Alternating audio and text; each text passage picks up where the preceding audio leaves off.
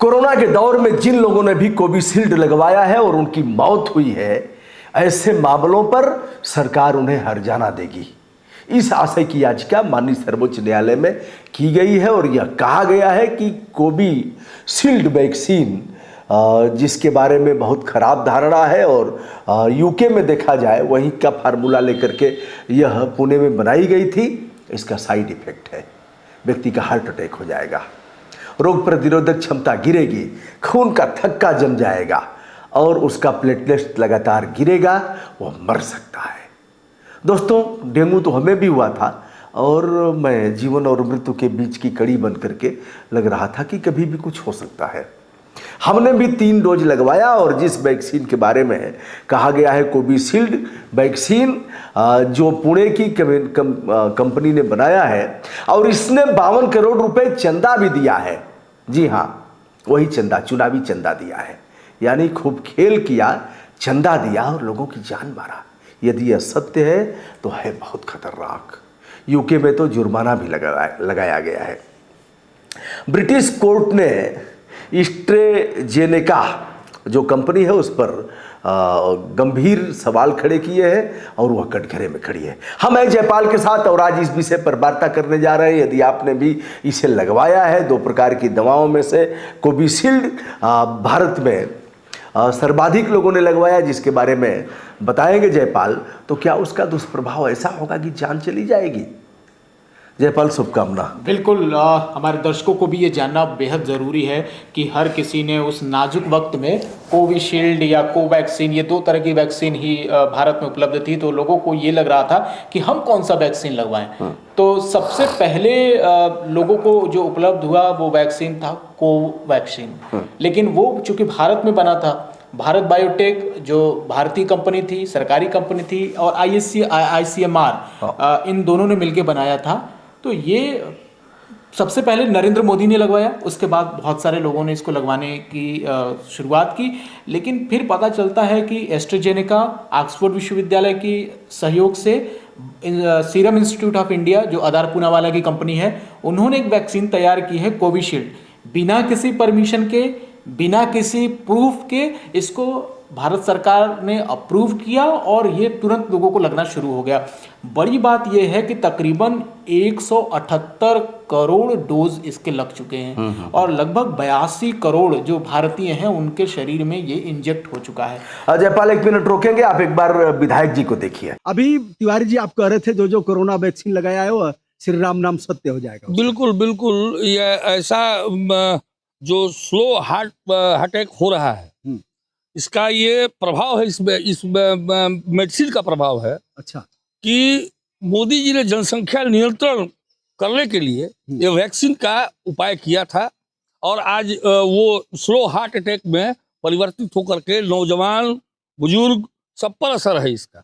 बक्सर के विधायक जी मुन्ना तिवारी हमसे कह रहे हैं, वहीं एक व्यक्ति बैठा था और कहा कि हम बीमार हैं, तो उन्होंने कहा कि अब तुम मुँहबे। तो हम कहने कि कैसा विधायक है, ऐसे बोल रहा है? कहा अब तुम मर जीवे। तो हमने पूछा क्यों आप ऐसे कह रहे हैं, जनप्रतिनिधि हैं, विधायक हैं? तो उन्होंने कहा कि पूछा कि वो कोरोना वाली वैक्सीन लगवाए हो, कहाँ लगवाए हैं? कहता अब तो के क्यों बचाई ना, तू तो मुँहबे। अब हमने कहा कि आपने नहीं लगवाया है क्या?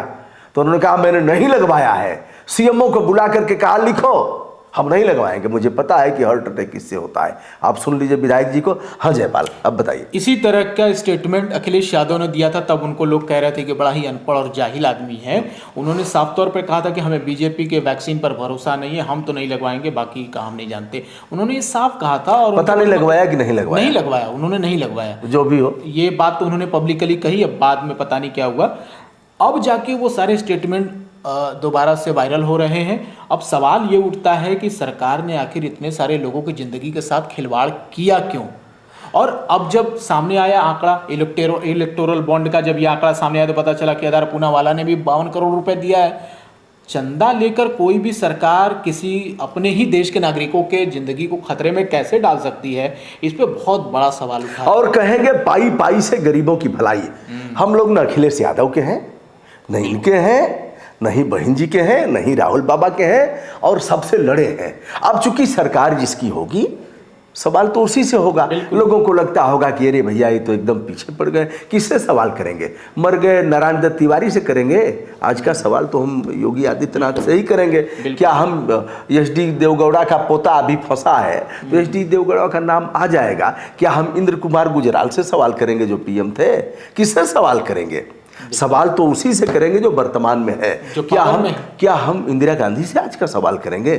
अब लोगों को लगता है कि भैया ये लोग तो इस तरह के हैं, भगवान न करे ऐसा हो, 19-20 हो सकता है, इससे मनुष्य हैं हम लोग। लेकिन मजेदार बात ये देखिए कि ये सवाल का जवाब दिया कहाँ गया और सवाल किया किसने? ये यूके में हुआ। और चूंकि ये जो एस्ट्राजेनेका है वो स्वीडिश कंपनी है और ये जो सीरम इंस्टीट्यूट ऑफ इंडिया है ये इंडियन पुणे की कंपनी है, फार्मास्यूटिकल कंपनी है। तो जवाब भी एस्ट्राजेनेका ने दिया है, सीरम इंस्टीट्यूट ने नहीं दिया है। यानी विदेश की कंपनी ने ही विदेश के कोर्ट को ये स्वीकारा है कि भाई हमसे गलती हुई है। और ये भी स्वीकारा है कि यह साइड इफेक्ट हो सकते हैं, खून का थक्का जम सकता है, रोग प्रतिरोधक क्षमता बुरी तरह से प्रभावित हो सकती है। और रोग प्रतिरोधक एंटीबायोटिक क्यों दिया जाता है? किसी भी दवा के साथ एंटीबायोटिक रोग प्रतिरोधक क्षमता को बढ़ाएगी और व्यक्ति स्वस्थ हो जाएगा। तो जहां रोग प्रतिरोधक क्षमता, दोस्तों सच बताएं, मैं ऐसे लेटा था, ऐसे करवट में नहीं घूम पाता था। मुझे लगता था करवट कैसे घूमूंगा, और अगर किसी तरह से अपने बेड से उठ भी गया तो गिर जाता। उस समय की स्थिति बड़ी खराब थी जब आप बीएचयू में गए थे। बेड पर लोगों को जाने के लिए, मतलब आपको तो बेड मिल गया, बहुत सारे ऐसे दुर्भाग्यशाली लोग थे जिनको बेड तक नहीं मिला और प्राइवेट में जयपाल वही सवाल वही है कि किसी तरह से बेड तो हमको मिल गया, लेकिन उन लोगों ने ऐसी दवाएं चलाया जो दवाएं नहीं चलाई जा सकती। फिर हम प्राइवेट में गए, जान तो हमारा प्राइवेट में ही बचा है। तो अब यदि सरकारी हॉस्पिटल उस तरह के होते, अच्छी सेवाएं देते, तो आदमी क्यों जाता? बिल्कुल। इतने पैसे लगे, हमारा आर्थिक संतुलन बिगड़ गया, किराया देने से लेकर के गाड़ी का वो सब देने में सब बिगड़ गया। मैं कैसे बताऊं लोगों को? हमारा कार्ड भी नहीं बन सकता, यह भी है।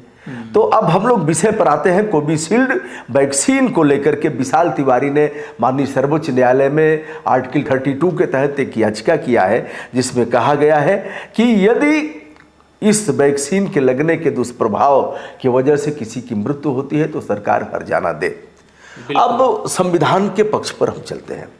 संविधान का यह है कि देश के हर व्यक्ति के जान माल की सुरक्षा, जीवन रक्षा करना किसका दायित्व है? सरकार का दायित्व, सरकार का, राज्य का दायित्व है। इसीलिए स्टेट बनाम फला मुकदमा होता है, क्योंकि वह मुकदमा राज्य के विरुद्ध होता है और राज्य ने रक्षा नहीं किया। जैसे हम कहीं जा रहे हैं, बम ब्लास्ट हो गया, रास्ते में कोई बम फेंक दिया, ट्रेन लड़ गई, बस लड़ गई, कुछ और हादसा हो गया, तो सरकार मुआवजा देती है। मुआवजा फोकट में नहीं देते हैं, वह सदा सहता और ऐसे दिल का पवित्र भाव आ गया और ऐसे नहीं देते हैं। ये संवैधानिक ड्यूटी है उनकी। बिल्कुल। क्योंकि हमारे जान माल की सुरक्षा उन्होंने नहीं किया, इसलिए जुर्माना देते हैं, इलाज कराते हैं। अब देखिए कितनी दुर्भाग्य की बात है कि जब ये संकल्पना स्टेट लेती है, बावजूद इसके चुनाव में ये कहा जा रहा है कि आपको फ्री में वैक्सीन देके लोगों की जान बचाएगी। तो फ्री के वैक्सीन अभी एक लड़का लड़ गया हमसे, कहा कि वैक्सीन, अरे बाबू 52 करोड़ को एक बार देखते, बता देते थे लोगों से, बता देते कि हमने चंदा लिया है।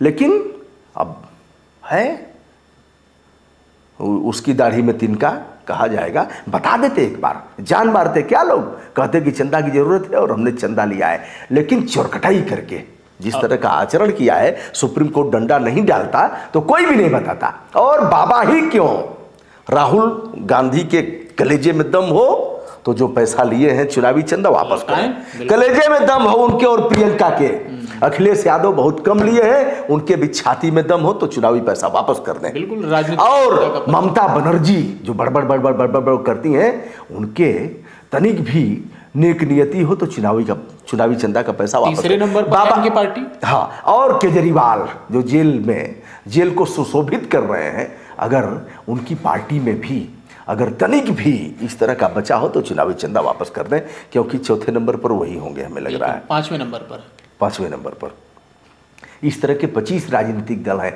है किसी के छाती में दम जो चुनावी चंदा वापस कर दे, वापस करके ललकारो बाबा को, प्रधान सेवक को, कह दो हमसे भूल से। अब कोई कह रहा है कि लिफाफा ले आके दे दिए साहब, हम नहीं जानते थे कौन दिया।